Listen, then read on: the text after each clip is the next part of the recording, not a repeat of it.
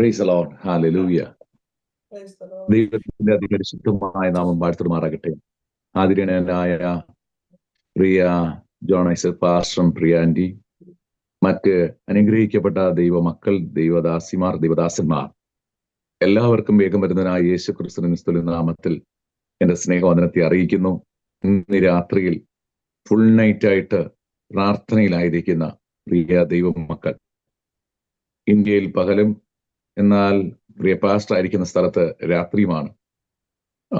Full നൈറ്റായിട്ട് പ്രാർത്ഥനയിലായിരിക്കുന്ന പ്രിയ ദൈവമക്കൾക്ക് കർത്താവായ യേശു ക്രിസ്തുവിൽ നിന്നുള്ള എല്ലാവിധമായ ആത്മീയ ഭൗമിക നന്മകളും ലഭ്യമാകട്ടെ. പലരും കിടന്നുറങ്ങാൻ ആഗ്രഹിക്കുന്ന ഈ ഒരു സമയമാണ്. തീർച്ചയായിട്ടും ശരിയാണ്. ഉറക്കം വരുന്നു പോകും. ശാരീരിക ക്ഷീണം, മരുന്നെടുക്കുന്നവരുണ്ട്, BP-ക്കും ഷുഗർ, ഇങ്ങനെ പല വിധത്തിൽ. പക്ഷേ ശരീരത്തിലെ ക്ഷീണങ്ങളെല്ലാം മാറ്റിവെച്ച് രാജ്യത്തിന്റെ ആത്മീയ വർധനവിന്, ആത്മാക്കളുടെ വിടുതലിന്, ദേശത്തിന്റെ ഉണർവിന്, വ്യക്തിപരമായ ആത്മീയ ഉണർവിന് വേണ്ടി പ്രാർത്ഥിക്കുന്ന എല്ലാ ദൈവമക്കൾക്കും തീർച്ചയായും ദൈവം അത് കരുണയായി കണക്കിട്ട് ആരോഗ്യവും ബലവും കൃപാവരങ്ങളാലും ദൈവം നിറയ്ക്കട്ടെ. ഇന്ന് രാത്രിയിൽ വളരെ അനുഗ്രഹിക്കപ്പെട്ട ഒരു മെസ്സേജ് നമുക്ക് കേൾക്കാൻ കഴിഞ്ഞല്ലോ. കരുണയുള്ളവനോട് ദൈവം കരുണയുള്ളവനായിരിക്കും. നീതിക്ക് വിശന്ന് ദാഹിക്കുന്ന വ്യക്തിക്ക് ദൈവം നീതി നൽകും. ഇന്ന് രാത്രിയിൽ അല്പസമയത്തെ ചിന്തയ്ക്കായി നമുക്ക് വായിക്കാം അപ്പോസ്തല പ്രവൃത്തിയുടെ പുസ്തകം 10-ാം അധ്യായം, അതിന്റെ 34-35. അതിന്റെ സംക്ഷിപ്ത രൂപം മാത്രം ഞാൻ പറയാം, വായിക്കണമെന്നില്ല. ദൈവത്തിന് മുഖപക്ഷം ഇല്ല. ദൈവത്തിന് മുഖപക്ഷമില്ല. ഒരു ദൈവദാസൻ പത്രോസ് വായി തുറന്ന് സംസാരിച്ചപ്പോൾ പത്രോസ് വായി തുറന്ന് പറഞ്ഞു തുടങ്ങിയത് ദൈവത്തിന് മുഖപക്ഷമില്ല എന്നും ഏത് ജാതിയിലും അവനെ ഭയപ്പെട്ട് നീതി പ്രവർത്തിക്കുന്നവനെ അവൻ അംഗീകരിക്കുന്നു എന്നും ഞാൻ ഇപ്പോൾ യഥാർത്ഥമായിരിക്കുന്നു. മതി, ഞാൻ വായിച്ചു പോകാഞ്ഞത് ഒരല്പസമയമേ ഉള്ളൂ. അപ്പോൾ ആ സമയത്തിനുള്ളിൽ നമുക്ക്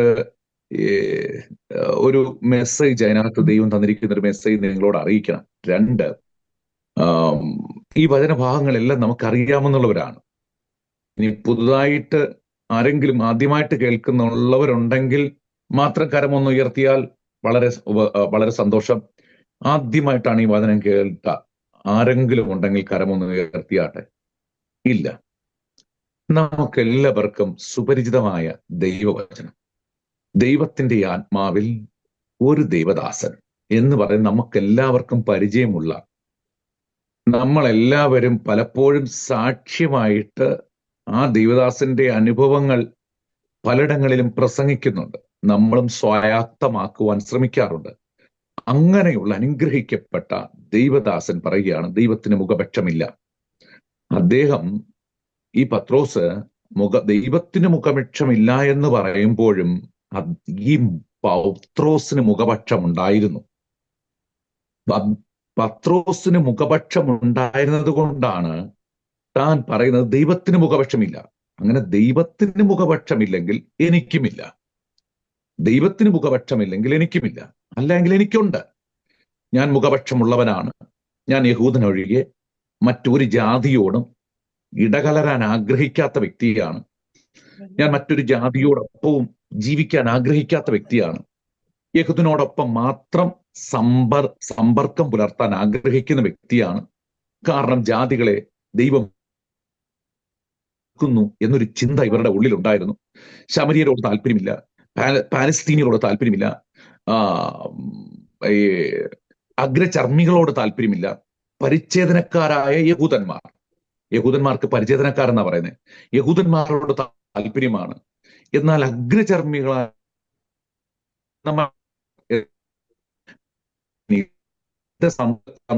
താല്പര്യമില്ല. അപ്പോൾ ഈ മുഖപക്ഷമുണ്ടായിരുന്നു. ഈ മുഖപക്ഷം മാറാനുള്ള കാരണമാണ് നമ്മൾ ഇന്ന് പകലിൽ ചിന്തിക്കാൻ പോകുന്നത്. നമ്മൾ വിശുദ്ധ വേദപുസ്തകം പഠിക്കുമ്പോൾ അപ്പോസ്തല പ്രവൃത്തി അതിന്റെ 12-ാം അധ്യായം അതിന്റെ 1-ാമത്തെ വാക്യത്തിൽ ഇങ്ങനെ എഴുതിയിരിക്കുന്നത് ആ കാലത്ത് ഹേരോദ രാജാവ് സഭയിൽ ചിലരെ പീഡിപ്പിക്കേണ്ടതിന് കൈനീട്ടി. ദൈവത്തിന്റെ പ്രവൃത്തി എവിടെ നിന്ന് ആരംഭിക്കുന്നു? ദൈവത്തിന്റെ പ്രവൃത്തി ഈ ഭൂമിയിൽ എങ്ങനെ ദൈവം വെളിപ്പെടുത്തുന്നു? ഒന്ന്, ആ കാലത്ത്, ഏത് കാലത്ത്? യേശു ക്രിസ്തുവിന്റെ സ്വർഗാരോഹണത്തിന് ശേഷം സഭ ഭൂമിയിൽ ദിനം പ്രതി വളരാനും വർദ്ധിച്ചു വരാനും തുടങ്ങിയപ്പോൾ ഹേരോദാവ് ചിലരെ പീഡിപ്പിക്കേണ്ടതിന്, ഈ ചിലരെ എന്ന് പറയുമ്പോൾ പബ്ലിക് ഫോക്കസ്ഡ് ആയ ചിലർ എന്ന് പറഞ്ഞാൽ, ഈ ചിലർ ഇവരുടെ ശുശ്രൂഷ മുഖാന്തരം ദേശത്തിന് ഇളക്കം തട്ടിയിട്ടുണ്ട്. ചിലരെയൊക്കെ ശ്രദ്ധിക്കപ്പെടാൻ തുടങ്ങിയിട്ടുണ്ട്. അങ്ങനെ തുടങ്ങിയവർക്ക് നേരെ കൈനീട്ടി. ഹേരോദ രാജാവിന്റെ പണിയല്ല സഭയിലുള്ളവരുടെ നേരെ കൈനീട്ടുക, സഭയെ പീഡിപ്പിക്കുക പുള്ളിയുടെ പണിയല്ല. ഹേരോദ രാജാവിന്റെ പണി ദേശത്തെ നല്ല രീതിയിൽ റൂൾ ചെയ്യുക, ക്രമസമാധാനത്വം നിലനിർത്തുക, ദേശത്തിലെ ജനത്തിന് ആവശ്യമായ സാമ്പത്തിക സമ്പൽ സമർത്ഥതയിലേക്ക് അവരെ നയിക്കുക, ദേശത്തിന് പ്രൊട്ടക്ഷൻ കൊടുക്കുക, ആഭ്യന്തര കലാപങ്ങളിൽ നിന്ന് ദേശത്തെ സൈനികരുപയോഗിച്ച് പ്രൊട്ടക്ട് ചെയ്യുക. ഇങ്ങനെയുള്ള ആഭ്യന്തര കാര്യങ്ങളാണ് ഈ ഹേരോദ രാജാവിനുള്ള കർത്തവ്യം. എന്നാൽ ആ കർത്തവ്യത്തിൽ നിന്ന് മാറി ചിന്തിക്കുവാൻ തുടങ്ങിയിരിക്കുന്നു. ആ കർത്തവ്യത്തിൽ നിന്ന് മാറുവാൻ കാരണം ഹേരോദ രാജാവിന് കൊടുത്ത ഇൻഫർമേഷനാണ്. ഒരു പുതിയൊരു ഇൻഫർമേഷൻ ഹേരോദാവിന് ലഭിച്ചിരിക്കുന്നു. ഇൻഫർമേഷൻ പാസ് ചെയ്യുന്നവർ പലപ്പോഴും ഇൻഫോർമേഷനാണ് നമുക്ക് പുതിയ ജ്ഞാനം നൽകുന്നത്. ഇൻഫോർമേഷനാണ് പല കാര്യത്തെയും കുറിച്ചുള്ളതായ തെറ്റിദ്ധാരണകൾ ഉണ്ടാക്കുന്നതും ഇല്ലാതാക്കുന്നതും. ഇവിടെ ഹേരോദാവിന് കൊടുത്തിരിക്കുന്ന ഇൻഫർമേഷൻ ഇതാണ്: സമൂഹത്തിൽ ക്രിസ്ത്യാനികൾ എന്നൊരു ഗ്രൂപ്പുണ്ട്. ആ ഗ്രൂപ്പുകാര് ദിനം പ്രതി വർദ്ധിച്ചു തുടങ്ങിയിരിക്കുന്നു. പണ്ട് ഇവരെ കുറിച്ച് കേട്ടുകളിവില്ലായിരുന്നു. എന്ന് പറഞ്ഞാൽ ഈ ഇൻഫർമേഷൻ പാസ് ചെയ്യുന്നവരാരാ? യഹൂദന്മാർ തന്നെയാണ്. മുൻപ് എന്തുകൊണ്ട് ഇൻഫർമേഷൻ പാസ് ചെയ്തില്ല? അതിന്റെ റീസൺ, യഹൂദന്മാർ കരുതിയിരുന്നത് ഈ ക്രിസ്ത്യാനികൾ എന്ന് പറയുന്നവർ യഹൂദന്മാരിൽ തന്നെ ഒരു ഗ്രൂപ്പാണ്. അതായത് യഹോവയായ ദൈവത്തെ ആരാധിക്കുന്ന ഈ സിനഗോഗും യെരുശലേം ദൈവാലയവുമായി ബന്ധപ്പെട്ട് പെട്ടവരിൽ ഒരു ഗ്രൂപ്പാണ് ഈ ക്രിസ്ത്യാനികളായി മാറിയിരിക്കുന്നവർ. എന്ന് പറഞ്ഞാൽ നമ്മളിൽ ഉള്ളവർ തന്നെയാണ്. ചെറിയൊരു വ്യത്യാസം ഇത്രയേ ഉണ്ടായിരുന്നുള്ളൂ, ചെറിയൊരു വ്യത്യാസം. എന്നാൽ അതിന് വ്യത്യസ്തമായൊരു ഇൻഫർമേഷനായി ഇപ്പോൾ പാസ് ചെയ്യപ്പെട്ടിരിക്കുന്നത്, നമ്മൾ വിചാരിച്ചതുപോലെ നമ്മളിലുള്ള ഒരു ഗ്രൂപ്പ് അല്ല.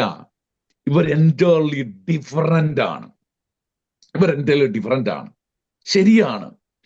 ലോക മനുഷ്യൻ നോക്കുമ്പോൾ യഥാർത്ഥമായി ബോൺ അഗെയിൻ ദൈവമക്കൾ എല്ലാത്തിൽ നിന്നും വേർപെട്ടിരിക്കുന്നവരാണ്, എല്ലാത്തിൽ നിന്നും വ്യത്യസ്തരാണ്.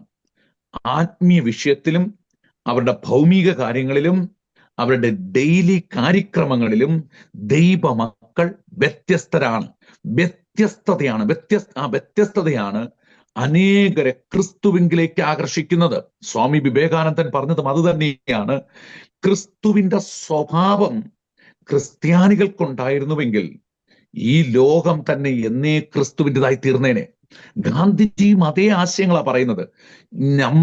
ഞാനും നിങ്ങളും ഇതേ ആശയം തന്നെയാണ് പറയുന്നത്. ക്രിസ്തുവിന്റെ സ്വഭാവം നമ്മളിൽ ഓരോരുത്തരിലും ഉണ്ടെങ്കിൽ നമ്മൾ എന്നേ ഈ ദേശത്തെ യേശുവിൻ്റെതാക്കി മാറ്റാമായിരുന്നു. ഇവിടെ തെറ്റായ ഇൻഫർമേഷൻ പാസ് ചെയ്യുന്നവർ, ഇൻഫർമേഷൻ നല്ലതാണ്, തെറ്റായ ഇൻഫർമേഷൻ പലപ്പോഴും തെറ്റായ ഒരു ഇൻഫർമേഷൻ രാജ്യങ്ങളെ തമ്മിൽ അടുപ്പിക്കും. തെറ്റായ ഇൻഫർമേഷൻ ഫ്ലൈറ്റുകൾ തമ്മിൽ ക്രാഷ് ആക്കും. തെറ്റായ ഇൻഫർമേഷൻ കുടുംബ ബന്ധങ്ങളെ തകർത്ത് കളയും. തെറ്റായ ഇൻഫർമേഷൻ ഐക്യതയില്ലാതെയാക്കും. തെറ്റായ ഇൻഫർമേഷൻ ജീവിതത്തെ വല്ലാതെ കൊളാപ്സ് ചെയ്യും. തെറ്റായ ഇൻഫർമേഷൻ നമുക്ക് ലഭിക്കുമ്പോൾ നമ്മുടെ ഉത്തരവാദിത്വം എന്താണ്? നമ്മുടെ ഉത്തരവാദിത്വം ഇത് സത്യമാണോ ഇല്ലയോ എന്ന് ആരായുകയാണ് നമ്മുടെ ഉത്തരവാദിത്വം. ഇൻഫർമേഷൻ ഇതുപോലെ കോമൺ ആയിട്ട് കിട്ടും. ഉദാഹരണത്തിന്, വ്യക്തിപരമായിട്ടുള്ള ജീവിതത്തിൽ ഒരു വ്യക്തിയെക്കുറിച്ച് നിങ്ങളോട് ഒരു വ്യക്തി മറ്റൊരു വ്യക്തി പറയുമ്പോൾ അത് ശരിയായിരിക്കാം, ഇന്ന വ്യക്തി പറഞ്ഞാൽ ശരിയായിരിക്കാം എന്നതല്ല അവിടുത്തെ വിഷയം. വാസ്തവമായി അത് സത്യമാണോ എന്നത് നമ്മൾ അറിയുക നമ്മുടെ ഉത്തരവാദിത്തമാണ്. ഇവിടെ എന്താണ് ഇൻഫർമേഷൻ തെറ്റായി പാസ് ചെയ്തിരിക്കുന്നത്? തെറ്റായി പാസ് ചെയ്തിരിക്കുന്നത് ക്രിസ്ത്യാനികൾ ഇങ്ങനെ പോയാൽ 5000 ആകുന്നു, 7000 ആകുന്നു, ഒറ്റ പ്രസംഗത്തിൽ ഇതൊക്കെ കൂട്ടം കൂട്ടമായി മാറിക്കൊണ്ടിരിക്കുന്നു. അവരെല്ലാവരും കൂടെ ഒരുമിച്ച് കൂടുന്നു. അവർ വീഞ്ഞ് ഒരുക്കി വെച്ചിട്ട് പറയുന്നത് യേശുവിന്റെ രക്തമെന്ന് പറയുന്നു.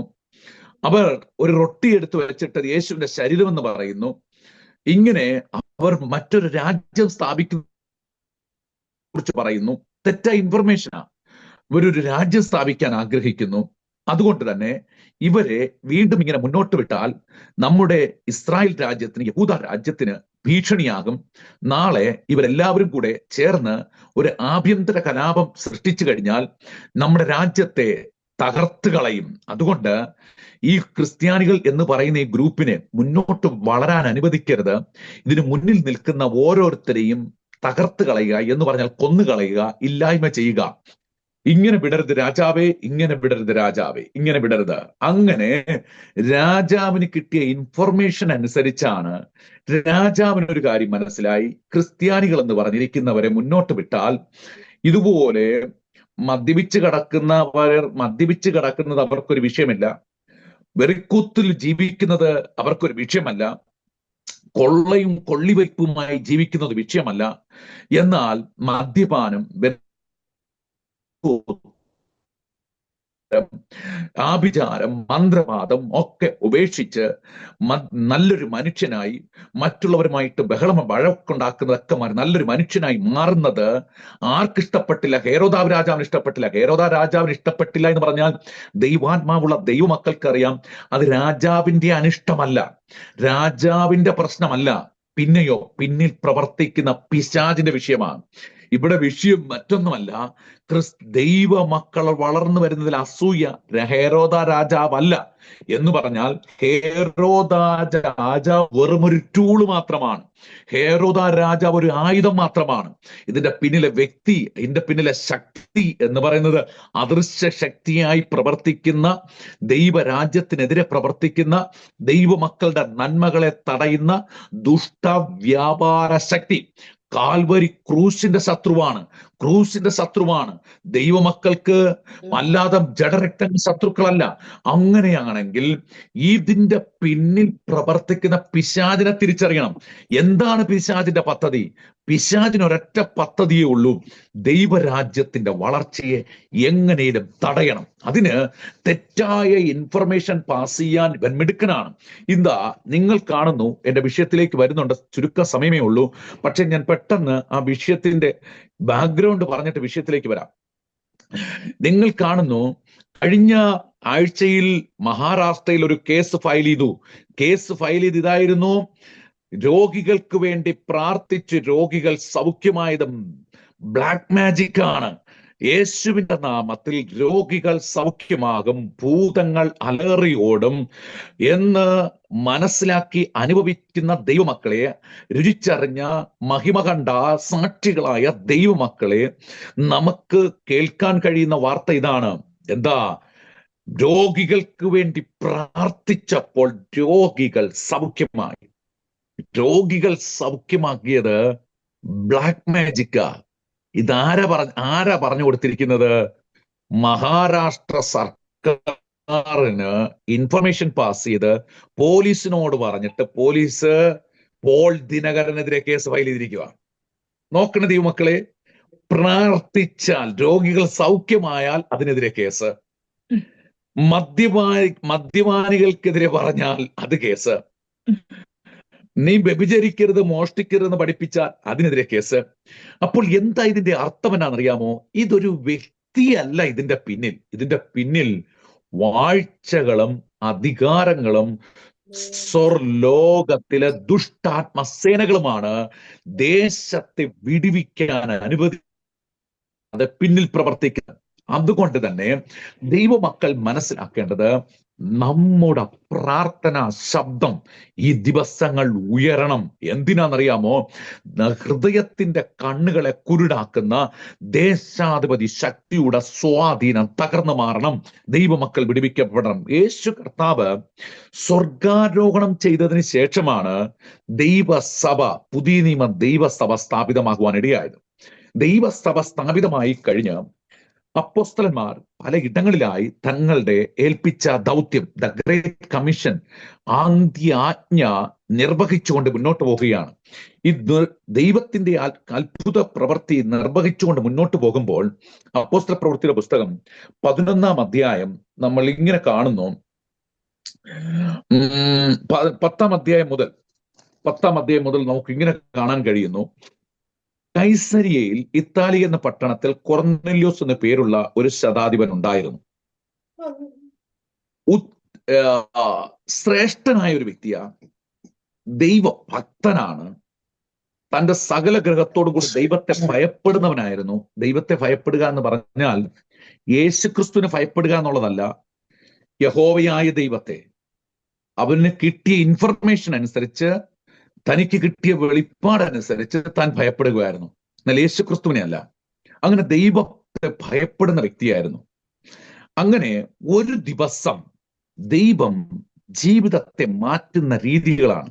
ഒരു ദിവസം തന്റെ മുമ്പിൽ ഒരു ദൂതൻ ഇറങ്ങി വന്ന് തന്നോട് സംസാരിച്ചു, വെളിപ്പാടിലൂടെ സംസാരിപ്പിച്ചു. ഇന്ന് രാത്രിയിൽ ഇവിടെ ഇരിക്കുന്ന ദൈവമക്കൾ, നിങ്ങളോട് ഞാൻ ചോദിക്കുന്നു, നിങ്ങളുടെ അടുക്കൽ ഒരു സ്വർഗത്തിലെ ദൂതൻ ഇറങ്ങി വന്നാൽ നിങ്ങൾ അതിനെ എങ്ങനെ ഗ്രഹിക്കും? ഞാൻ അതിനെ എങ്ങനെ ഗ്രഹിക്കും? എന്റെ അനുഭവത്തിൽ എന്നോട് ഒരു ജാതീയ വ്യക്തി പറഞ്ഞ സാക്ഷ്യം എന്ന് പറഞ്ഞാൽ, ഞങ്ങളുടെ ഓർഫനേജിലെ കുഞ്ഞുങ്ങൾക്ക് ഭക്ഷണം വയ്ക്കാൻ വന്ന മാധുരി എന്ന് പറഞ്ഞൊരു സ്ത്രീ പറഞ്ഞ സാക്ഷ്യം ഞാൻ ഈ തരുണത്തിൽ ഓർക്കുക. ഈ വ്യക്തിയും ഒരു ജാതീയ വ്യക്തിയെ, കൊർനെല്യോസ്. ഞാനിത് വായിച്ചപ്പോൾ ഇങ്ങനെ എന്നോട് തന്നെ ചിന്തിക്കുവാനിടയായി, ജാതീയനായ ഒരു വ്യക്തി ഇതെങ്ങനെ ഗ്രഹിച്ചു? തനിക്ക് ഗ്രഹിക്കത്തക്ക നിലയിൽ അവിടെ എന്താ ഉണ്ടായത്? ക്രിസ്ത്യാനിയായി 2-3 തലമുറ പെന്തക്കോസ്ത് അനുഭവത്തിൽ നിൽക്കുന്ന നാം ഇതെങ്ങനെ ഗ്രഹിക്കും? മാധുരി എന്ന് പറഞ്ഞ സ്ത്രീ പറഞ്ഞത് ഞാൻ നിങ്ങളോട് പറഞ്ഞു കഴിയുമ്പോൾ നിങ്ങൾക്ക് ഗ്രഹിക്കാൻ കഴിയും. മാധുരി എന്ന് പറഞ്ഞ സ്ത്രീ ഞങ്ങളവിടെ ഭക്ഷണം വയ്ക്കാൻ വന്നുകൊണ്ടിരുന്ന യേശുവിനെ അറിയാത്തൊരു സ്ത്രീ, യേശുവിനെ അറിയത്തില്ല. എന്നാൽ ഈ സ്ത്രീക്ക് എന്നും കൈവേദന, കാലുവേദന, മുട്ടുവേദന, ഇങ്ങനെ നിരവധി പ്രശ്നങ്ങളാണ്. അപ്പോൾ ഞങ്ങളുടെ ഓർഫനയിലെ കുഞ്ഞുങ്ങളോടൊപ്പം എന്നും പ്രാർത്ഥനയുണ്ട്. ചിലപ്പോഴൊക്കെ പുറകിൽ വന്നിരിക്കും. അപ്പോൾ ഞങ്ങൾ ഈ പറയുന്നതൊക്കെ കേട്ടിട്ട് വൈഫിനോട് ഈ സ്ത്രീ പറഞ്ഞു, നിങ്ങൾ നിങ്ങളുടെ ദൈവത്തോട് പ്രാർത്ഥിച്ച് എനിക്കൊന്ന് സൗഖ്യം നൽകാൻ പറഞ്ഞു. അപ്പൊ വൈഫ് പറഞ്ഞു, നീ ഇങ്ങനെ പ്രാർത്ഥിക്കണം, യേശു ക്രിസ്തുവിന്റെ നാമത്തിൽ നമ്മൾ പഠിപ്പിച്ചതുപോലെ ഇങ്ങനെ പ്രാർത്ഥിച്ചാൽ മതി, യേശു നിന്നെ ഡയറക്റ്റ് സൗഖ്യമാക്കും. എന്നിട്ട് അവക്കൊരു ബൈബിൾ കൊടുത്തു. അവൾ പറഞ്ഞു, എനിക്ക് വായിക്കാൻ അറിയത്തില്ല.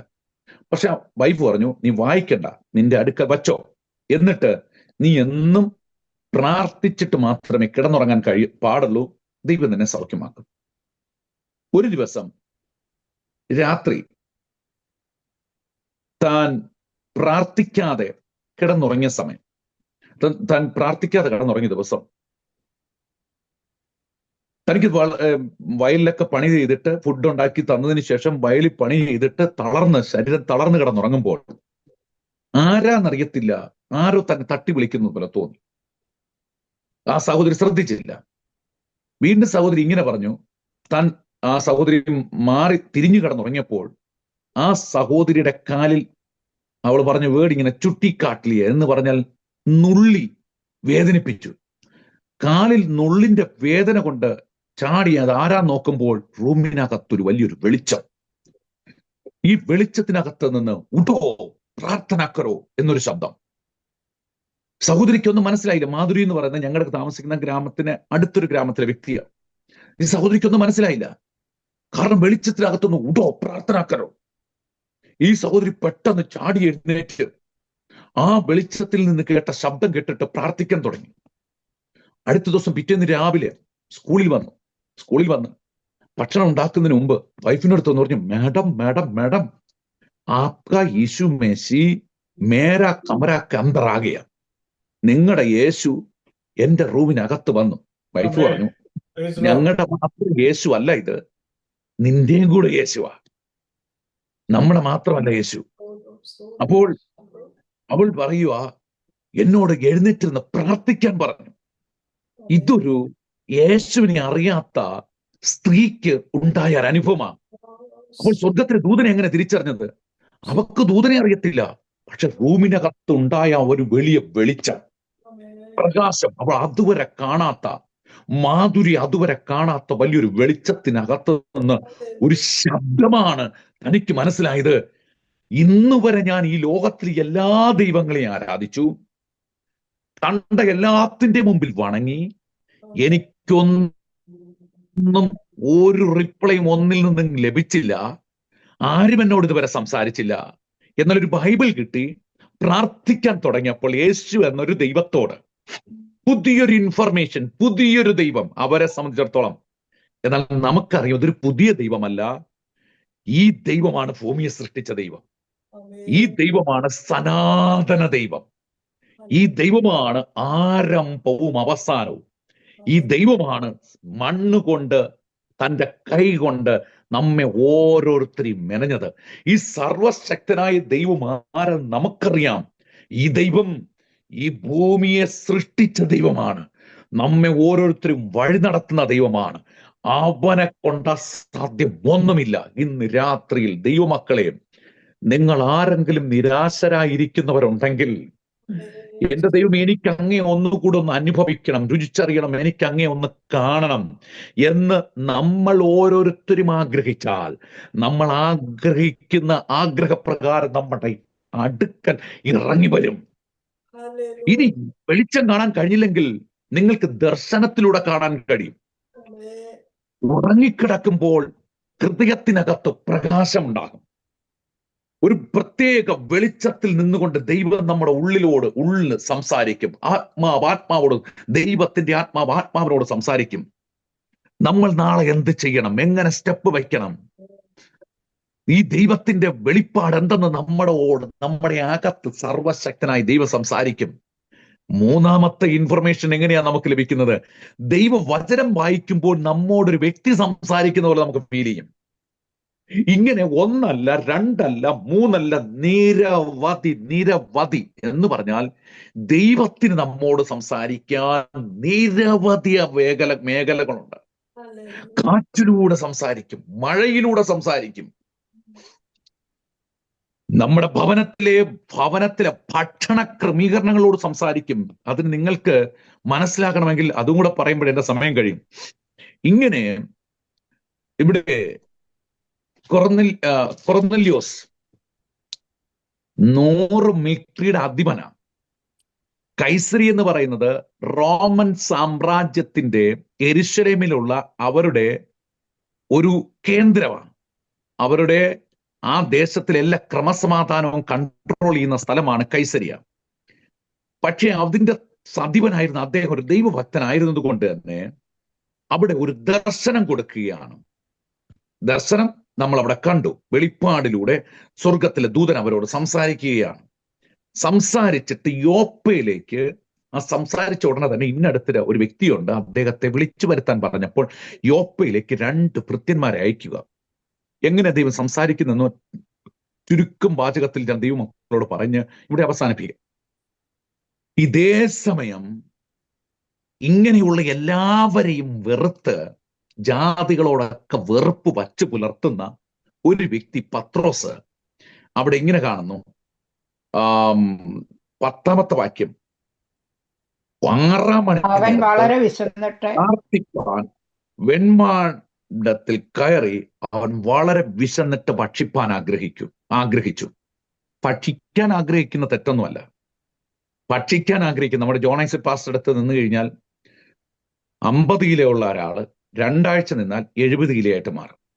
പാസ്റ്റ് കഴിച്ചില്ലെങ്കിലും കഴിപ്പിക്കും. നിങ്ങൾക്ക് പരിചയമുള്ളവർക്കറിയാം. അവിടെ ഞാൻ താമസിച്ചിട്ടുണ്ടല്ലോ, എനിക്കറിയാം. അപ്പോൾ കഴിക്കണ്ടെന്ന് എഴുതിയാലും ഞാൻ വന്നപ്പോഴത്തേക്ക് കുടയും വയറും രണ്ടായിട്ടാ വന്നത്. പക്ഷെ അവിടെ വന്നപ്പോഴത്തേക്ക് രണ്ടും കൂടെ ഒന്നായി, കുട വയറായി മാറി. അപ്പോൾ ഞാൻ പറഞ്ഞത്, ഭക്ഷിക്കുന്നത് തെറ്റല്ല, വിശക്കുന്നതും തെറ്റല്ല. എല്ലാവർക്കും വിശക്കും, എല്ലാവർക്കും ഭക്ഷണം ആവശ്യമാണ്. എന്നാൽ ഇതിലൂടെ ദൈവം സംസാരിക്കാൻ ആഗ്രഹിക്കുന്നു എന്ന് പറയുമ്പോൾ, അതിലൂടെ ദൈവം ഒരു മർമ്മം, ഒരു ദൈവിക വെളിപ്പാട് അറിയിക്കാൻ ആഗ്രഹിക്കുന്നു എന്ന് പറയുമ്പോൾ, നമ്മുടെ ഭക്ഷണ വിഷയങ്ങളിൽ പോലും ദൈവത്തിന്റെ ഒരു കൺട്രോളുണ്ട്, ദൈവത്തിന്റെ ശ്രദ്ധയുണ്ട്. അതിലൂടെ പോലും ദൈവം നമ്മളെ ഒരുക്കിയെടുക്കാൻ ആഗ്രഹിക്കുന്നു. നമ്മള് ഈ ശുശ്രൂഷയ്ക്കൊക്കെ പോകുമ്പോൾ, പാസ്റ്റർ നേരത്തെ പറഞ്ഞതുപോലെ, ചിലപ്പോൾ 50 കിലോമീറ്റർ യാത്ര ചെയ്താൽ പോലും നല്ലൊരു ഹോട്ടൽ ഞങ്ങൾക്ക് കിട്ടത്തില്ല, നല്ലൊരു ഹോട്ടല് കഴിക്കാൻ പറ്റത്തില്ല. ചിലപ്പോൾ ചിലയിടങ്ങളിൽ മുറുക്കാൻകട പോലത്തെ സമോസ കിട്ടും, ഈച്ചയൊക്കെ അടിച്ചിരിക്കുന്നത്. ഒരു നിവൃത്തിയും ഇല്ലെങ്കിൽ നമ്മളത് കഴിക്കും, ഒരു നിവൃത്തിയും ഇല്ലെങ്കിൽ അത് കഴിച്ചേ പറ്റത്തുള്ളൂ. നല്ലൊരു ആഹാരം കഴിക്കണമെന്നുണ്ടെങ്കിൽ നമ്മൾ ഒരു ടൗൺ വിട്ട് കഴിഞ്ഞാൽ പിന്നെ വലിയ ബുദ്ധിമുട്ടാണ്. അപ്പോ ഉള്ള സാഹചര്യം പോലെയൊക്കെ കഴിക്കും. ചില സമയത്തൊക്കെ മിക്കപ്പോഴും വീട്ടിൽ വൈകുന്നേരം വന്നായിരിക്കും പിന്നെ കഴിക്കുന്നത്. ചിലപ്പോൾ ഭക്ഷണം ഉണ്ടാക്കിക്കൊണ്ട് പോകും, ചിലപ്പോൾ അതിനൊന്നും പറ്റുകയില്ല. ഇതൊക്കെ സുവിശേഷ വേലയുടെ ഒരു പ്രത്യേകതയാ, സാഹചര്യം. പക്ഷേ അതുകൊണ്ടൊന്നും നമ്മുടെ എല്ലുകൾക്ക് തേയ്മാനം ഉണ്ടാകേണ്ട പ്രായമാകുമ്പോഴാകും. അല്ലാതെ അതുകൊണ്ടൊന്നും കഴിക്കാതിരുന്നത് കൊണ്ട് നമുക്കൊരു ക്ഷീണവും ഉണ്ടാകാറില്ല. എന്നോട് ഒരിക്കല് നമ്മുടെ ഡാളസിലുള്ള ഒരു സച്ചാനും അമ്മാമ്മയും പറഞ്ഞു, ഞാൻ 7ാം ക്ലാസ്സിൽ പഠിച്ചുകൊണ്ടിരിക്കുമ്പോൾ എനിക്ക് രാവിലെ ഒരു ദിവസം ബ്രേക്ക്ഫാസ്റ്റ് ഇല്ലായിരുന്നു, ഉച്ചയ്ക്ക് ഭക്ഷണമില്ലായിരുന്നു. വൈകുന്നേരമായപ്പോഴത്തേക്ക് പപ്പ ഒരു 3/4 കിലോ അരി കൊണ്ടുവന്നു. പപ്പ സുവിശേഷ വേലയ്ക്ക് വേണ്ടി പോയി, 3/4 കിലോ അരിയുമായിട്ട് വന്നു. അന്ന് പച്ച കഞ്ഞി കുടിച്ചു. അത് രാവിലെ വീണ്ടും ബ്രേക്ക്ഫാസ്റ്റ് ഇല്ല. എനിക്കാണെങ്കിൽ ഒരു ആനയെ കിട്ടിയാൽ കഴിക്കാമെന്നുള്ള വിശപ്പുണ്ട്. ഞാൻ അമ്മയെ ഡിസ്റ്റർബ് ചെയ്തുകൊണ്ടിരിക്കുകയാണ്. പപ്പ രാവിലെ പ്രവർത്തനത്തിന് സുവിശേഷ വേലയ്ക്ക് എന്ന് പറഞ്ഞു പോയി. പക്ഷെ ഓർക്കണം, ഞാൻ ജനിക്കുന്ന നമ്പർ 79 ഞാൻ ജനിക്കുന്ന എന്റെ ഓർമ്മയുള്ള സമയത്ത് അന്ന് അംബാസഡർ കാറുണ്ട്, ഗ്രീൻ കളർ അംബാസഡർ കാർ ഉണ്ടായിരുന്നു. ഞങ്ങൾക്ക് ഫർണിച്ചർ ഷോപ്പ് ഉണ്ടായിരുന്നു സ്വന്തമായിട്ട്, ഈ സൗണ്ട് സിസ്റ്റം ഉണ്ടായിരുന്നു, സൈക്കിൾ മാർട്ട് ഉണ്ടായിരുന്നു. എന്നാൽ ഞാൻ 7ാം ക്ലാസ്സിലൊക്കെ വരുമ്പോഴത്തേക്ക് ഇതെല്ലാം നഷ്ടപ്പെട്ടു. എല്ലാം സുവിശേഷീകരണ ഭാഗമായിട്ട് അന്ന് നേടുക എന്നുള്ളതല്ല, ഒരു വ്യക്തിയെ നേടാൻ വേണ്ടി ചെലവഴിക്കുക എന്നുള്ളതായിരുന്നു ആദ്യകാലങ്ങളിൽ. ഈ 7ാം ക്ലാസ്സിൽ എത്തിയപ്പോഴത്തേക്കൊരു റെന്റഡ് ഹൗസിലാണ് താമസിക്കുന്നത് ആ സമയത്ത്. എന്നാൽ ഒരു വലിയ വീടൊക്കെ എല്ലാം സ്ഥലവും ഒക്കെ ഒത്തിരി ഉണ്ടായിരുന്ന. അങ്ങനെ ഇരിക്കുമ്പോൾ ഞാൻ അമ്മയെ ഡിസ്റ്റർബ് ചെയ്തുകൊണ്ടിരിക്കുക. ഞാൻ വിശന്നിട്ട് അമ്മ അവിടെ ഒരു കിണറുണ്ട്, കിണറിന്റെ അടുത്തിരുന്ന് ഇങ്ങനെ കരയുന്നുണ്ട്. ഞാനൊരു ചെറിയ കല്ലെടുത്ത് അമ്മയെ എറിഞ്ഞു. അപ്പൊ അമ്മ ഇച്ചിരി കൂടെ കരയുന്നുണ്ട്. അന്നേരം എനിക്ക് വീണ്ടും ദേഷ്യം കൂടുകയാണ്. എന്നിട്ട് വീണ്ടും ഞാനൊരു കല്ലെടുത്ത് അമ്മയെ എറിയുന്നുണ്ട്. അമ്മ ഇരുന്ന് കരയുന്നുണ്ട്. അമ്മ ഒന്നും പറയുന്നില്ല, റിപ്ലൈ ഒന്നും പറയുന്നില്ല, കരയുക മാത്രമേ ചെയ്യുന്നുള്ളൂ. ഞാൻ അമ്മയോട് പറഞ്ഞു, ഞങ്ങൾക്ക് ഭക്ഷണം തരാൻ കഴിയത്തില്ലെങ്കിൽ പിന്നെ എന്തിനാ പപ്പ അമ്മയെ കല്യാണം കഴിച്ചത്? അതിനും അമ്മയ്ക്ക് മറുപടിയില്ല. അമ്മ ഇരുന്ന് കരഞ്ഞുകൊണ്ടിരിക്കുക. ഒരു ദിവസം രാവിലെ ആ ദിവസം ബ്രേക്ക്ഫാസ്റ്റിലായിരുന്നിട്ട് കപ്പപ്പുട്ട് ഉണ്ടാക്കിയതിന് ശേഷം അതിന്റെ വേസ്റ്റ്, അന്ന് ഞങ്ങൾക്ക് ഒരു കോഴിയുണ്ട്, അതിന് കൊടുക്കാനിട്ട് വെച്ചേക്കുക. ഞാൻ അതിനെ എടുത്ത് ഞാനും ബ്രദറും കൂടെ ഇടിച്ചു, അരകല്ലയിൽ ഇടിച്ചിടിച്ച് അതിനെ തീയിലിട്ട് ചുട്ടു കഴിഞ്ഞപ്പോൾ തന്നെ വേരുകളുണ്ട്, അതെടുത്ത് കളഞ്ഞു കഴിഞ്ഞാൽ പിന്നെ അതിനകത്തൊന്നുമില്ല. ഞാൻ അത് തന്നെ ആ വേര് കടിക്കുമ്പോൾ കടി കൊള്ളുമ്പോൾ എടുത്ത് കളഞ്ഞിട്ട് ഞങ്ങളത് കഴിച്ചു, ആഹാരമില്ലാഞ്ഞിട്ട്. പക്ഷേ അന്ന് എനിക്കതിന്റെ ബുദ്ധിമുട്ട്, ഭക്ഷണമില്ലാത്തതിന്റെ ബുദ്ധിമുട്ട് ഞങ്ങൾക്കറിയത്തില്ലായിരുന്നു. ബുദ്ധിമുട്ടെന്ന് പറഞ്ഞാൽ അപ്പൻ എവിടെന്നെങ്കിലും ഉണ്ടാക്കിക്കൊണ്ട് തരണമെന്നേ എനിക്കുണ്ടായിരുന്നുള്ളൂ, എന്റെ ചിന്ത ഉണ്ടായിരുന്നുള്ളൂ. എന്നാൽ അന്ന് സുവിശേഷ വേലയ്ക്ക് വേണ്ടി അനുഭവിക്കുന്ന ഓരോ കഷ്ടതകൾക്കും നാളത്തതിൽ ദൈവം കടക്കാരനല്ലാത്തത് കൊണ്ട് 100 മേനി വിശ്വസ്തയോട് കർത്താവിന്റെ വേല ചെയ്താൽ ഒന്നിനും കുറവ് വരാതെ വഴികളെ തുറന്ന് മാനിക്കുമെന്ന് പിന്നത്തതിലാണ് എനിക്ക് മനസ്സിലാക്കാൻ കഴിഞ്ഞത്. ഇവിടുത്തെ പത്രോസിന്റെയും അവസ്ഥ ഇത് തന്നെയാണ്. കഴിക്കാൻ ആഗ്രഹിക്കുമ്പോഴത്തേക്ക് ആ ഭക്ഷണത്തിലൂടെ ദൈവം ഒരു മെസ്സേജ് എത്തിക്കുവാണ്. നമ്മൾ സുവിശേഷ വേലയ്ക്കൊക്കെ പോകുമ്പോൾ ഇപ്പോഴും നമ്മളൊരു പാട്ടുണ്ട്, ഈശുജി സെമിലിന സാനനഗീ കൈ कष्ट उठाना पड़ता है, प्रभु यीशु जी से मिलना आसान नहीं, कभी कष्ट उठाना पड़ता है। कभी गाड़ी मिले, कहीं साइकिल मिले, कहीं पैदल चलना पड़ता है। कभी गाड़ी मिले, कभी साइकिल मिले, कभी पैदल चलना पड़ता है। प्रभु यीशु जी से मिलना आसान नहीं, कभी कष्ट उठाना पड़ता है. എന്റെ അർത്ഥം എന്നാണെന്നറിയോ? യേശുവിന്റെ സാത്ത് രഹന എന്ന്, യേശുവിനോട് കൂടെ നടക്കുക, യേശുവിനോടൊപ്പം ആയിരിക്കുക എന്ന് പറയുന്നത് അല്പം ഒരു കഷ്ടം സഹിക്കണം എന്ന് പറഞ്ഞാൽ, ചിലപ്പോ കഹി ഗാഡിമില് ചിലപ്പോ വണ്ടി കിട്ടും, ചിലപ്പോ സൈക്കിൾ ലഭിക്കും, ചിലപ്പോ വണ്ടി കിട്ടത്തില്ല, ചിലപ്പോൾ സൈക്കിൾ ലഭിക്കത്തില്ല. എന്നാൽ നമ്മൾ പൈതൽ ചലനപ്പെടുത്ത എന്ന് പറഞ്ഞാൽ നടന്നാണെങ്കിലും പോയി കർത്താവിന്റെ വേല ചെയ്യണം. പിന്നെ അടുത്ത വരി ഇങ്ങനെയാണ്, കൈകാ खाना मिले, कहीं पानी मिले, कभी भूखा रहना पड़ता है. എന്ന് പറഞ്ഞാൽ വെള്ളം കുടിക്കാൻ കിട്ടിയാലും ഇല്ലേലും, ഭക്ഷണം കഴിക്കാൻ കിട്ടിയാലും ഇല്ലേലും, ഭൂക്കേടകന വിശന്നും കർത്താവിന്റെ വേല ചെയ്യണം എന്ന് പറഞ്ഞാൽ, കർത്താവിന്റെ വേല ചെയ്യുന്നതിൽ നിന്ന് ഒരു എക്സ്ക്യൂസും ഇല്ല. അത് വണ്ടി ഉണ്ടേലും കൊള്ളാം, ഇല്ലേലും കൊള്ളാം, വിശന്നാലും കൊള്ളാം, വിശന്നില്ലേലും കൊള്ളാം, വെള്ളം കുടിച്ചാലും കൊള്ളാം, കുടിച്ചില്ലേലും കൊള്ളാം. ഇതൊന്നും നമുക്ക് കർത്താവിന്റെ വേല ചെയ്യാൻ ഒരു എക്സ്ക്യൂസ് അല്ല. അടുത്തും ഇതുപോലുള്ള വരികൾ അടുത്തും പറഞ്ഞിരിക്കുന്ന ഒന്ന്, ചിലപ്പോ കട്ടില് കിട്ടും, ചിലപ്പോ കിട്ടത്തില്ല, ചിലപ്പോ മെത്ത കിട്ടും, കിട്ടാതിരിക്കാം. എന്നാൽ നിവാരി വൈക്കോലിൽ കിടന്നുറങ്ങിയാലും കർത്താവിന്റെ വേല ചെയ്യണം. ഇങ്ങനെ പോകുന്നതിന്റെ അർത്ഥം. അപ്പോൾ ഞാന് ഈ പറയുന്നതിന്റെ അർത്ഥം എന്നാണെന്നറിയാമോ? ഇത് നമ്മുടെ ഒരു ഉത്തരവാദിത്തമാണ്. ഇവിടെ ഇത് ദൈവത്തിന്റെ മെസ്സേജ് പത്രോസിന് എത്തിക്കുന്നത് എങ്ങനെയാണെന്നറിയാമോ? താൻ നമ്മൾ കാണുന്നത് പോലെ നാൽക്കാലി ഇഴജന്തുക്കൾ, ഈ ലോകത്തിലെ സകല ഇഴജന്തുക്കൾ, പറവകൾ, ഇവയെല്ലാം കൂടെ നിറച്ച ഒരു പാത്രം അറുത്ത് തിന്നാൻ പറയുക ഇതിനകത്തുനിന്ന്. അന്നേരം പത്രോസ് പറയുന്നത്, ഇതൊക്കെ യഹൂദിന് നിക്ഷിപ്തമാണ്, ഇതൊന്നും കഴിക്കാൻ പറ്റത്തില്ല. അപ്പോൾ പറയുന്നു, ദൈവം വിശുദ്ധീകരിച്ചതിനെ നിങ്ങൾ എങ്ങനെ അശുദ്ധയെന്നെണ്ണം? അപ്പോൾ ദൈവം വിശുദ്ധീകരിക്കുകയാണെങ്കിൽ അവൻ പറയുകയാണ്, അതിന്റെ ഒരു മെസ്സേജ് പറയാൻ സമയമെടുക്കുന്നത് ഈ കൊർന്നല്യോസിനെ കാണുമ്പോഴാണ്. അവിടെ രണ്ട് ദൂതന്മാർ വന്ന് പറയുന്നു, ഇങ്ങനെ രണ്ട് വ്യക്തികൾ, മെസ്സഞ്ചേഴ്സ്, താൻ അയച്ച വ്യക്തികൾ വന്ന് പറയുന്നു, ഇതാ നിന്നെ കാണാൻ കൊർന്നല്യോസ് വെയിറ്റ് ചെയ്യുന്നു. അതേ സമയം തന്നെ സ്വർഗത്തിലെ ദൂതനും ഇവിടെ മെസ്സേജ് കൊടുക്കുകയാണ്. ആർക്കാ? ദർശനത്തിലൂടെ. നിന്നെ കാണാൻ യോപ്പയിൽ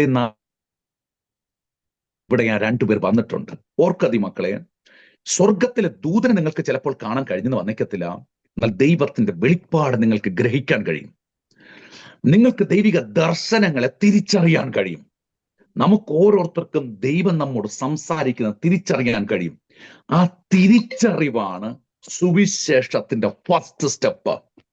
ആ തിരിച്ചറിവ് എത്രത്തോളം ലഭിക്കാൻ വൈകുമോ അത്രത്തോളം സമയം സുവിശേഷീകരണത്തിന്റെ വിഷയത്തിൽ നമ്മൾ മുന്നോട്ടല്ല പിന്നോട്ട് വെക്കൊണ്ടിരിക്കും.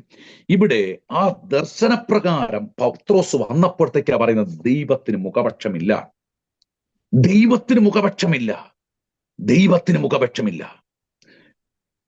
ആരെങ്കിലും ഒരാൾ തൊട്ടമാകുന്ന ദൈവമല്ല നമ്മുടെ ദൈവം എന്ന് വിളിച്ചു പറയുക. ആരെങ്കിലും ഒന്ന് പ്രവേശിച്ചാൽ അശുദ്ധമാകുന്ന ഇടമല്ല നമ്മുടെ ആരാധനയാലയം.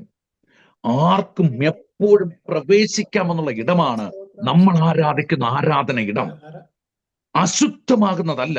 ഇനി അടുത്ത് ഇങ്ങനെ കാണുന്നു, ഇങ്ങനെ അവിടെ ശുശ്രൂഷ ചെയ്ത് ഈ കൊർന്നല്യോസും കുടുംബവും ബോൺ അഗെയിൻ, യേശുവിനെ സ്വന്തം രക്ഷകനായി സ്വീകരിച്ച് ജലത്തിൽ സാക്ഷീകരിച്ച് പത്രോസ് ജാതികളുടെ ഇടയിലേക്ക് സുവിശേഷ വേല ആരംഭിച്ചു. പൗലോസ് ജാതികളുടെ ഇടയിലേക്ക് സുവിശേഷ വേല ആരംഭിച്ചു. യഹൂദന്മാരുടെ ഇടയിൽ മാത്രം ഒതുങ്ങി നിന്നത്, അതിനെ ദൈവം അതിന്റെ ബൗണ്ടറി, അതിന്റെ വരമ്പുകളെ പൊട്ടിച്ച് അടുത്ത മേഖലയിലേക്ക് കൊണ്ടുപോകുകയാണ്. എന്ന് പറഞ്ഞാൽ ഒതുങ്ങി നിൽക്കാനല്ല ദൈവം ആഗ്രഹിക്കുന്നത്. ദൈവം ആഗ്രഹിക്കുന്നത് മറ്റടുത്ത മേഖലകളിലേക്ക് നമ്മുടെ പ്രവർത്തനം വളരണം. ഈ പ്രെയർ ലൈൻ ഒരു ദേശത്ത് മാത്രം ഒതുങ്ങി നിൽക്കുകയല്ല, ദ വേൾഡ് എന്നതുപോലെ ലോകത്തുള്ള നാനാ ഭാഗത്തു നിന്നുമുള്ള വ്യക്തികൾ ഇതിനകത്ത് ജോയിൻ ചെയ്യുകയാണ്. ഇതിനകത്ത് പ്രാർത്ഥിക്കുന്ന ദൈവമക്കളെ, നമ്മുടെയും ദർശനം ഇതായിരിക്കട്ടെ: ദൈവരാജ്യം ഭൂമിയിൽ നമ്മളിലൂടെ സ്ഥാപിക്കപ്പെടണം. ദൈവത്തിന്റെ മഹത്വം നമ്മളിലൂടെ ഇറങ്ങണം. ദൈവത്തിന്റെ മഹത്വം നമ്മളിലൂടെ ഇറങ്ങുമ്പോൾ നമ്മുടെ ശ്രദ്ധ തിരിച്ചുവിടുന്ന ശക്തികളുണ്ട്. എങ്ങനെയാന്ന് പറഞ്ഞാൽ, സോഷ്യൽ മീഡിയ നമ്മുടെ ശ്രദ്ധ തിരിച്ചുവിടുന്ന ശക്തികൾ. ഇന്നത്തെ സാമൂഹിക വ്യവസ്ഥ ഇന്ത്യയിൽ പലയിടങ്ങളിലും സുവിശേഷ വേല ചെയ്യുന്നവരെ ഭയപ്പെടുത്തുന്ന ഒരു ആത്മാവിനെ അഴിച്ചുവിടുകയാണ്. എന്തിനാ? ദൈവജനം സുവിശേഷ വേലയിൽ നിന്ന് പിന്മാറാൻ വേണ്ടി. എന്നാൽ ചിലർ പിന്മാറുമായിരിക്കാം. ഇന്ന് അനേകർ സുവിശേഷ വേലയിൽ നിന്ന് പിന്മാറുകയല്ല ചെയ്യുന്നത്, ശക്തിയോടുകൂടെ ദൈവരാജ്യത്തിന് വേണ്ടി പ്രയോജനപ്പെടുക എന്ന് പറഞ്ഞാൽ ആത്മാക്കളെ നേടിക്കൊണ്ടിരിക്കുക. എങ്ങനെ ആത്മാക്കളെ നേടുന്നത്?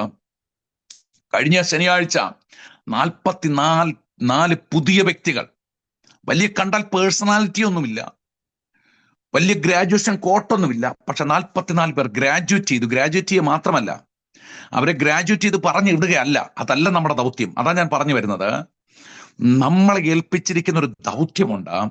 ആ ദൗത്യം നമ്മൾ പൂർണ്ണമായി പെർഫെക്റ്റായി ചെയ്ത് തീർക്കുമ്പോഴാണ് ദൈവം ഇഷ്ടപ്പെടുന്നത്. ഗ്രാജുവേറ്റ് ചെയ്യിപ്പിച്ച് വേണമെങ്കിൽ നമുക്ക് ഇവരെ പറഞ്ഞു വിടാം. പക്ഷെ നമ്മൾ ചെയ്തത്, ഇവരെ ഓരോരോ ടീം ബൈ ആയിട്ട് ഓരോ കോർഡിനേറ്റേഴ്സിന്റെ കീഴിൽ ആഡ് ചെയ്ത് അവരെയൊക്കെ ട്രാക്റ്റും കൊടുത്ത് ഗ്രാമങ്ങളിലേക്ക് അയച്ചു. ഈ ആഴ്ച പോ, അടുത്ത ആഴ്ച ഇന്നടത്തേക്ക് പോ, 3rd വീക്ക് ഇന്ന സ്ഥലത്തേക്ക് പോ, 4th വീക്ക് ഇന്ന സ്ഥലത്തേക്ക് പോകോ, അവിടെ പോയി സുവിശേഷം പറയേ. നിങ്ങൾ അവിടെ ഫേസ് ചെയ്യുന്ന വിഷയങ്ങൾ ഷെയർ ചെയ്യുക. നിങ്ങൾക്കതിനുള്ള പരിഹാരം സർവശക്തനായ ദൈവം അവിടെ തന്നെ ഒരുക്കും, അല്ലെങ്കിൽ ഞങ്ങൾ പറഞ്ഞു തരാം. അങ്ങനെ പ്രവർത്തനത്തിന്റെ മേഖലകൾ വിശാലമാകാൻ തുടങ്ങി. ഇന്ന് രാത്രി ദൈവമക്കളെ, നമുക്ക് പ്രത്യേകിച്ച് ഐഡിയ ഒന്നും കാണത്തില്ല, പക്ഷെ നമ്മെ അഭിഷേകം ചെയ്ത ദൈവത്തിന് നമുക്ക് ജ്ഞാനം നൽകാൻ കഴിയും. ആ ജ്ഞാനം നൽകി ദൈവം നമ്മളെ ഉപയോഗിക്കും.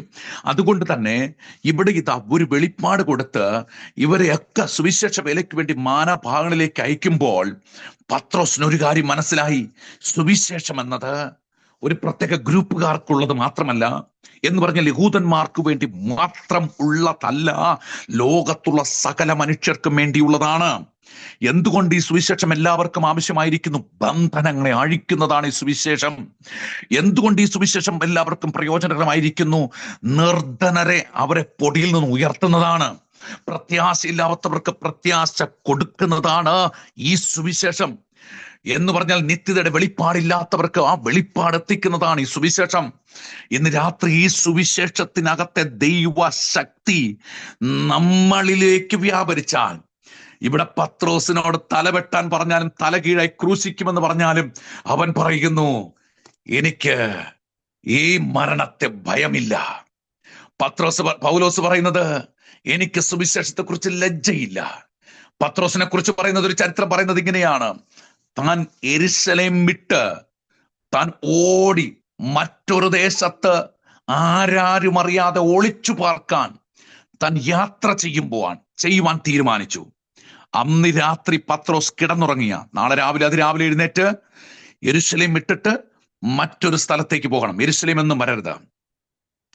അന്ന് രാത്രി കിടന്നുറങ്ങുമ്പോൾ പത്രോസ് ഒരു ദർശനം കാണുകയാണ്. ദർശനത്തിൽ ഇങ്ങനെ എഴുതിയിരിക്കുന്നത്: ക്രൂശിതനായ യേശു യെരുശലേമിലേക്ക് വീണ്ടും തിരിച്ചു വരിക. വഴിയിൽ വെച്ച് പത്രോസ് യേശുവിനെ കണ്ടുമുട്ടി. പത്രോസ് യേശുവിനോട് ചോദിച്ചു, യേശുവേ, അങ്ങ് എങ്ങോട്ടാ യാത്ര ചെയ്യുന്നത്? എങ്ങോട്ട് പോവുക? യേശു പറഞ്ഞു, ഞാൻ യെരുശലേമിൽ പോയി വീണ്ടും മനുഷ്യർക്ക് വേണ്ടി ഒന്നുകൂടെ ക്രൂശിക്കപ്പെടാൻ പോകുന്നു. പത്രോസ് പറഞ്ഞു, എന്താ യേശുവേ, ഒരിക്കലായി അങ്ങ് ക്രൂശിക്കപ്പെട്ടു, വീണ്ടും ഞങ്ങൾക്ക് വേണ്ടി വീണ്ടും ക്രൂശിക്കപ്പെടാൻ അങ്ങ് പോകുവാണോ? അതെ, എനിക്ക് വേണ്ടി കഷ്ടം സഹിക്കാൻ ആരും തയ്യാറല്ല. എനിക്ക് വേണ്ടി നിന്ന സഹിക്കാൻ ആരും തയ്യാറല്ല. എനിക്ക് വേണ്ടി വില കൊടുക്കുവാൻ തയ്യാറല്ല. അതുകൊണ്ട് ജീവനെ കൊതിക്കുന്നവർക്ക് മറുവിലയായി ഒന്നുകൂടെ മരിക്കാൻ പോകുന്നു. പത്രോസിന് തന്റെ തെറ്റ് മനസ്സിലായി. ദർശനത്തിൽ താൻ കിടന്നിങ്ങനെ കാണുമ്പോൾ തന്റെ തെറ്റ് മനസ്സിലായിട്ട് ചാടി എഴുന്നേറ്റ് തന്റെ കിടക്കയിലിരുന്ന് ദൈവത്തോട് പ്രാർത്ഥിക്കാൻ തുടങ്ങി. ദൈവമേ, എന്നോട് ക്ഷമിക്കണമേ. ഞാൻ ദേശത്തിലെ കഷ്ടത, പീഡനം, രക്തസാക്ഷിത്വം ഇതൊക്കെ കണ്ട് പേടിച്ച് ദേശം വിട്ട് ഓടി ഒളിക്കാൻ തീരുമാനിച്ച് ഞാൻ അങ്ങനെ ഭയപ്പെട്ട ഒരു ഭീരുവിനെ പോലെ ആയിത്തീർന്നു. പക്ഷേ ഇന്ന് കണ്ട ദർശനപ്രകാരം ഞാൻ യെരൂശലേമിലേക്ക് തിരിച്ചുപോയി യേശുവിന്റെ സാക്ഷിയാകുവാൻ തീരുമാനിക്കുന്നു. ദർശനം അതാണ് ദൈവമക്കളെ. ഇന്ന് രാത്രിയിൽ നമ്മുടെ ദർശനം യേശുവിന് വേണ്ടി എന്തും ഏതും ആയി തീരുവാൻ ഒരു തീരുമാനമെടുക്കുന്നതായി തീരട്ടെ. അങ്ങനെ തിരിച്ച് വരുമ്പോഴാണ് പത്രോസ് പിടിക്കപ്പെടുന്നതും തന്നെ പിന്നെ ക്രൂശിക്ക് കൊലപ്പെടുത്തുവാനും ഇടയായി തീർന്നത്. ഇന്ന് രാത്രി ഓർക്കുക ദൈവമക്കളെ, ക്രൂശിക്കപ്പെട്ടതിന്റെ അർത്ഥം ഇതാണ്: നമ്മളെക്കുറിച്ച് ദൈവം എന്തുദ്ദേശിക്കുന്നു അത് നമ്മളിൽ നിവർത്തീകരിക്കപ്പെടും. ഇന്നല്ലെങ്കിൽ നാളെ നമ്മൾ മരിച്ചേ മതിയാകത്തുള്ളൂ. ഇന്നല്ലെങ്കിൽ നാളെ നമ്മൾ ഈ ഭൂമി വിട്ട് പോയേ മതിയാകത്തുള്ളൂ. പക്ഷേ നമ്മളെ ദൈവമേൽപ്പിച്ചിരിക്കുന്ന ദൗത്യം ചെയ്ത് പൂർത്തീകരിക്കപ്പെട്ട് മടങ്ങിപ്പോയാൽ നമ്മുടെ ഉപവാസ പ്രാർത്ഥന കൊണ്ട് നമുക്കൊരു വലിയ റിവൈവൽ ഉണ്ടാകുകയാണ്. ഉപവാസ പ്രാർത്ഥന കൊണ്ടൊരു പ്രയോജനകരമായി തീരുകയാണ്. ദൈവവചനം കൊണ്ട് നമുക്കൊരു പ്രയോജനകരമായി തീരുകയാണ്. ഇന്ന് രാത്രിയിൽ ദൈവമക്കളെ, ആശയങ്ങളെ മറിക്കുന്ന ശക്തികളുണ്ടാകും. അത് നമ്മളെ ബാധിക്കുന്ന വിഷയമല്ല. നമ്മൾ ഡിസേണിംഗ് പവർ ഉള്ളവരായി തീരുക. മുൻപും ആരുമില്ലാത്തവരായിരുന്നു, അന്നേരം പ്രശ്നങ്ങളില്ലായിരുന്നു. എന്നാൽ ഇന്ന് എണ്ണത്തിൽ വർദ്ധിക്കുവാൻ തുടങ്ങിയപ്പോൾ ഗവൺമെന്റ് ശ്രദ്ധിക്കാൻ തുടങ്ങിയത് മറ്റൊന്നുമല്ല, ഇവർ വളർന്നൊരു ഗ്രൂപ്പായി തീർന്ന് രാജ്യത്തിന് ഭീഷണിയാകുമോ, കുർസി, സിംഹാസനം നഷ്ടപ്പെടുമോ എന്നുള്ള ഭയമാണ്. പ്രശ്നങ്ങളുടെ തുടക്കം തന്നെ മറ്റൊന്നുമല്ല, പിശാചിന്റെ പദ്ധതികൾ പൊളിഞ്ഞതാ കാരണമായിരിക്കുന്നത്. 3 പോയിന്റുകൾ ഞാൻ ഇതിനകത്ത് പറഞ്ഞിവിടെ അവസാനിപ്പിക്കുന്നു. 1, തെറ്റായ ഇൻഫർമേഷൻസ്. അത് ഐക്യതയെ നശിപ്പിക്കും, ദൈവജനത്തിന്റെ വളർച്ചയെ തടയാം എന്ന് പിശാച് ചിന്തിക്കുന്നു. എന്നാൽ ദൈവമക്കൾ അഭിഷേകം പ്രാപിച്ചവരാണെങ്കിൽ ഈ തെറ്റായ ഇൻഫർമേഷൻ ഏത് നേതാവിന്റെ മുമ്പിൽ എത്തിയാലും ദൈവസഭയെ ആ ഇൻഫർമേഷൻ കൊണ്ട് തളർത്താൻ കഴിയത്തില്ല. 2, ജാതികളും യേശുവിനെ വിശ്വസിക്കാൻ തുടങ്ങിയപ്പോൾ ശ്രദ്ധ ദൈവമക്കളിലേക്കായി, നേതാക്കന്മാരുടെ ശ്രദ്ധ ദൈവമക്കളിലേക്കായി. അപ്പോൾ ശ്രദ്ധ തിരിച്ചുവിടുവാൻ ശ്രമിക്കുന്ന ദുഷ്ടാത്മസേനകൾ. 3, മുൻപ് ദൈവമക്കൾ എന്ന് പറയുവാൻ, ക്രിസ്ത്യൻസ് എന്ന് പറയുവാൻ, എന്ന് പറഞ്ഞാൽ ചിൽഡ്രൻ ഓഫ് ഗാഡ് എന്ന് പറയും, ബോൺ അഗെയിൻ എന്ന് പറയാൻ ആരുമില്ലായിരുന്നു. എന്നാൽ ബോൺ അഗെയിൻസിന്റെ എണ്ണം വർദ്ധിച്ചപ്പോൾ ജനത്തിന്റെ ശ്രദ്ധ, സാത്താന്റെ ശ്രദ്ധ ഈ നേതാക്കന്മാരിലൂടെ ദൈവമക്കളിലേക്ക് തിരിച്ചുവിടുവാൻ തുടങ്ങി. പക്ഷെ ഇതുകൊണ്ട് എന്താ സംഭവിച്ചത്? ദൈവസഭ ശക്തിപ്പെടുകയാ ചെയ്യുന്നത്. ഇന്ന് രാത്രി രോഗമുണ്ടായതുകൊണ്ട് ശക്തിപ്പെട്ട ആരെങ്കിലും ഇതിനകത്തുണ്ടോ? പട്ടിണി ഉണ്ടായതുകൊണ്ട് ശക്തിപ്പെട്ട ആരെങ്കിലും ഇതിനകത്തുണ്ടോ? കടഭാരം വന്നതുകൊണ്ട് ശക്തിപ്പെട്ട ആരെങ്കിലും ഇതിനകത്തുണ്ടോ? പ്രതിസന്ധികൾ നിങ്ങൾ ധരണം ചെയ്തത് മുഖാന്തരം ശക്തിപ്പെട്ട ആരെങ്കിലും ഉണ്ടോ? കൈത്താങ്ങായി നിന്ന താങ്ങുകൾ തകർന്നപ്പോൾ ശക്തിപ്പെട്ട ആരെങ്കിലും ഇതിനകത്തുണ്ടോ? ഇന്ന് രാത്രി ദൈവമക്കളെ, ഉണ്ട് എന്ന് എനിക്കറിയാം. നിങ്ങൾ പ്രതീക്ഷിച്ച പ്രതീക്ഷകളൊക്കെ മങ്ങിപ്പോയപ്പോഴും കൈയെടുത്തപ്പോഴും, നിങ്ങൾ ഇനി സഹായിക്കത്തില്ലെന്ന് മാനുഷ്യ വാക്കുകൾ പറഞ്ഞപ്പോഴും, ആരാരുമില്ലാതെ ഒറ്റപ്പെട്ട അവസ്ഥയിലൂടെ കടന്നുപോയപ്പോഴും, ഞാൻ എൻ്റെ ജീവിതം മുന്നോട്ട് എങ്ങനെ നയിക്കുമെന്ന് ചിന്തിച്ചപ്പോഴും, ഒരു വ്യക്തി പോലും ഇല്ലല്ലോ, എന്റെ വേദന കാണുവാനില്ലല്ലോ എന്ന് നിങ്ങൾ ചിന്തിച്ചപ്പോഴും, എന്നെ ഒന്ന് ആശ്വസിപ്പിക്കാൻ ഒരു മനുഷ്യനില്ലല്ലോ എന്ന് നിങ്ങൾ നമ്മൾ ചിന്തിച്ചപ്പോഴും, രാത്രിയുടെ യാമങ്ങളിൽ തലയിണ കവറുകൾ നനഞ്ഞ് കണ്ണുനീർ തുള്ളികൾ കൊണ്ട് നനഞ്ഞപ്പോഴും നമ്മുടെ ശ്രദ്ധ നമ്മളിലേക്കുള്ള ജനത്തിന്റെ ശ്രദ്ധയെ മറ്റൊരർത്ഥത്തിൽ ഡൈവേർട്ട് ചെയ്യാൻ പിശാച് പദ്ധതിയിട്ട് പ്രവർത്തിച്ചപ്പോഴും സർവശക്തനായ ദൈവം നമ്മോട് കൂടെ ഉണ്ടായിരുന്നത് കൊണ്ട് നമ്മൾ നാൾക്ക് നാൾ വർദ്ധിച്ചു വന്നതേ ഉള്ളൂ. നമ്മൾ നാൾക്ക് നാൾ അഭിവൃദ്ധി പ്രാപിച്ചതേ ഉള്ളൂ. നമ്മൾ നാൾക്ക് നാൾ കൃപാവരത്തിൽ ശക്തിപ്പെട്ടവരായി മാറിയതേ ഉള്ളൂ. എന്താ കാരണമെന്ന് എനിക്ക് അറിയാമോ?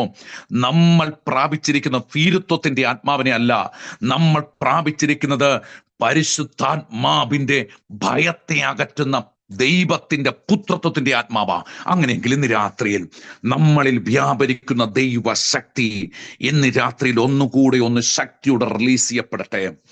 നമ്മുടെ അകത്തെ മനുഷ്യൻ ചീർക്കാൻ തുടങ്ങുമ്പോൾ പുറമെയുള്ള ജഡമനുഷ്യൻ ശുഷ്കിക്കാൻ തുടങ്ങും. നമ്മുടെ അകത്തെ മനുഷ്യൻ ബലം പ്രാപിക്കട്ടെ, അകത്തെ മനുഷ്യൻ നാൾക്ക് നാൾ അഭിവൃദ്ധി പ്രാപിക്കട്ടെ. ഇന്ന് രാത്രിയിൽ ഈ പ്രെയർ ലൈനിൽ ആരെങ്കിലും ഏതെങ്കിലും വിഷയത്താൽ ഭാരപ്പെട്ടിരിക്കുന്നവരുണ്ടെങ്കിൽ, നിങ്ങളുടെ കുടുംബ വിഷയത്തെ ചൊല്ലിയാണെങ്കിലും, നിങ്ങളുടെ ഫിനാൻഷ്യൽ വിഷയത്തെ ചൊല്ലിയാണെങ്കിലും, നമ്മൾ മനുഷ്യരുടെ ആരുടെ മുമ്പിൽ കൈനീട്ടണ്ട. നമ്മളെ ഓരോരുത്തരെയും വിളിച്ച ദൈവത്തിന്റെ മുമ്പാകെ നമ്മുടെ കണ്ണുനീർ അവന്റെ തുരുത്തിയിൽ ഒഴുക്കാം, നമുക്ക് മുട്ടിന്മേലിരിക്കാം, നമുക്ക് നിലവിളിക്കാം. എൻ്റെ ദൈവമേ അങ്ങനെ ഒരിക്കലും കൈവിട്ടിട്ടില്ല, എന്നാൽ ഈ പ്രതിസന്ധിയിലും അങ്ങനെ കൈവിടത്തില്ല. അങ്ങനെയാണെങ്കിൽ ഈ പ്രതിസന്ധിയിലും കൈവിടത്തില്ല. കുഞ്ഞുങ്ങളെ കുറിച്ചുള്ള വിഷമമാണോ? ദൈവമക്കളെ, അവനെ യേശുവിന്റെ രക്തത്തെ, ആ സഹോദരി, ആ കുഞ്ഞിനെ യേശുവിന്റെ രക്തം കൊണ്ട് ദിവസവും മുദ്രയിടുക. പ്രാർത്ഥിച്ച് ചായ കുടിക്കാൻ കൊടുക്കുക, വെള്ളം കുടിക്കാൻ കൊടുക്കുമ്പോൾ പ്രാർത്ഥിച്ചു കൊടുക്കുക. പാമ്പുകളെയും തേളുകളെയും ശത്രുവിന്റെ സകല ബലത്തെയും ചവിട്ടുവാൻ അധികാരം നൽകി യേശുവിന്റെ നാമത്തിൽ ആ വചനം പറയുക. ആ വചനം പറഞ്ഞ് പ്രാർത്ഥിച്ചു കൊടുക്കുക. വീണ്ടും പ്രാർത്ഥിക്കുക. ഭൂമിയും അതിന്റെ പൂർണ്ണതയും യഹോവയ്ക്കുള്ളതാകുന്നു, അതിലെ നിവാസികളും യഹോവയ്ക്കുള്ള തന്നെയെന്ന് വചനം പറഞ്ഞ് പ്രാർത്ഥിക്കുക. ഈ കുഞ്ഞ് ദൈവത്തിൻ്റെതാണ്, ദൈവരാജ്യത്തിൻ്റെതാണ്, ദൈവസഭയ്ക്കുള്ളതാണ്, എനിക്കുള്ളതാണ്. അവനൊരിക്കലും വഴിതെറ്റിപ്പോകത്തില്ല, അവനൊരിക്കലും നഷ്ടപ്പെട്ടു പോകത്തില്ലെന്ന് എപ്പോഴും നമ്മുടെ നാവ് കൊണ്ട് ഉരുവിട്ടുകൊണ്ടിരിക്കുക. ഇന്ന് രാത്രിയിൽ ശ്രദ്ധയെ മാറ്റുന്ന, വ്യക്തികളെ എതിരാക്കുന്ന ദുഷ്ടവ്യാപാരത്തിന്റെ ശക്തികൾ തകർന്നു മാറുന്ന ദൈവപ്രവൃത്തി വെളിപ്പെട്ടുകൊണ്ടിരിക്കുക. നസ്രയനായ യേശുവിന്റെ നാമത്തിൽ എല്ലാ അന്യായ പോരുകളെയും യേശുവിന്റെ നാമത്തിൽ ഞാൻ അടിഞ്ഞു മാറുവാൻ കൽപ്പിക്കുന്നു. നസ്രയനായ യേശുവിന്റെ നാമത്തിൽ ആഭിചാര പാരമ്പര്യ ശക്തിയുടെ പോരുകളെ ഞാൻ യേശുവിന്റെ നാമത്തിൽ അടിഞ്ഞു മാറുവാൻ കൽപ്പിക്കുന്നു. Victory in the name of Jesus. ദൈവത്തിന്റെ അത്ഭുത പ്രവൃത്തി, പുനരുത്ഥാനത്തിന്റെ ശക്തി യേശുവിന്റെ നാമത്തിൽ ഓരോ വ്യക്തികളുടെ മേലും, ദൈവജനത്തിന്റെ മേലും, പ്രവർത്തന മേഖലകളുടെ മേലും ശക്തിയോട് ഇടപെടലുണ്ടാകട്ടെ. Victory in the name of Jesus. ഇപ്പോൾ ഉള്ള കാലം മുതൽ ഉച്ചം തലവരെ വ്യാപരിക്കുന്ന ദൈവത്തിന്റെ പരിശുദ്ധ ആത്മാവിന്റെ സാന്നിധ്യം ഈ ഓരോ വ്യക്തികളുടെ മേലും നിഴലിടുകയാ. എന്റെ കർത്താവേ, ഹൃദയത്തിനകത്തങ്ങ് സ്പർശിക്കണമേ, ജീവിതത്തിന്റെ എല്ലാ മേഖലകളിലും സ്പർശിക്കണമേ. അങ്ങയുടെ കരം ഇപ്പോൾ ഓരോരുത്തർക്കും ദൈവത്തിന്റെ പ്രവൃത്തിക്ക് കാരണമായി തീരട്ടെ. Victory in the name of Jesus. എന്റെ കർത്താവ്, ഈ പ്രെയർ ലൈനിലായിരിക്കുന്ന എല്ലാവരും അനുഗ്രഹിക്കുന്നു. ഈ പാസ്റ്റർ കുടുംബത്തെയും അനുഗ്രഹിക്കുന്നു. ഈ മീറ്റിംഗ് ഇന്ന് രാത്രി അനേകർക്കൊരു വിടുതലിനും ഉണർവിനും കാരണമായി തീരട്ടെ. സകലമാനവും മഹത്വം അങ്ങേക്ക് യേശു ക്രിസ്തുവിന്റെ നാമത്തിൽ അപേക്ഷിക്കുന്നു. പ്രാർത്ഥനകൾക്ക് നല്ല ദൈവമേ, സ്വർഗ്ഗ പിതാവേ, ആമേൻ, ആമേൻ. ഈ വചനങ്ങളാൽ ദൈവം നമ്മെ സമർത്ഥിയായിട്ട് അനുഗ്രഹിക്കട്ടെ. Thank you so much for thank you പാസ്റ്ററെ.